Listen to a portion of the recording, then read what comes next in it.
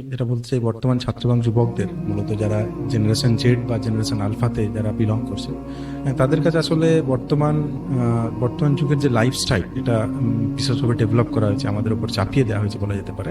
একটা লাইফস্টাইল যেখানে মূলত স্টুডেন্টরা বা ছাত্ররা তারা একটা বেপরোয়া লাইফস্টাইল ফলো করবে। তারা নিজেরা নিজেদের মতো তাদের সকাল হওয়া, তাদের ঘুমোতে যাওয়া, তাদের খাওয়া দাওয়া সমস্ত কিছু একটা আনসিস্টেমেটিক ওয়েতে ডেভেলপ হচ্ছে, আনসিস্টেমেটিক ওয়েতে চালানো হচ্ছে।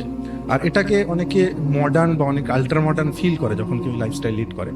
তো আমি মনে করি এটা অনেক বড় চ্যালেঞ্জ বর্তমান ছাত্র এবং যুবকদের জন্য, যে রমজানকে সামনে রেখে, রমজান যে সময়ানুবর্তিতা আমাদেরকে শেখাচ্ছে, রমজান যে আমাদেরকে একটা সুন্দর সিস্টেমের মধ্য দিয়ে, একটা ট্রেনিং এর মধ্য দিয়ে আমাদেরকে নিয়ে যেতে চাইছে, সে পুরো একটা ভিন্ন লাইফস্টাইল থেকে রমজানে প্রবেশ করা এবং সেটাকে ফলো করা, এটা ছাত্র যুবকদের জন্য বর্তমানে চ্যালেঞ্জ।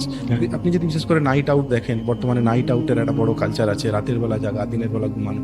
তো এই সমস্ত কিছুকে হাঁটিয়েছে, সেহেরি থেকে শুরু করে ইফতার পর্যন্ত বা তারাবি পর্যন্ত একটা সুন্দর সিস্টেমের মধ্য দিয়ে যে বাধা হচ্ছে, এটা অনেক বড় চ্যালেঞ্জ। এটাকে যদি কেউ ফলো করতে পারে তাহলে অবশ্যই সে নিজের জীবনকে পরিবর্তন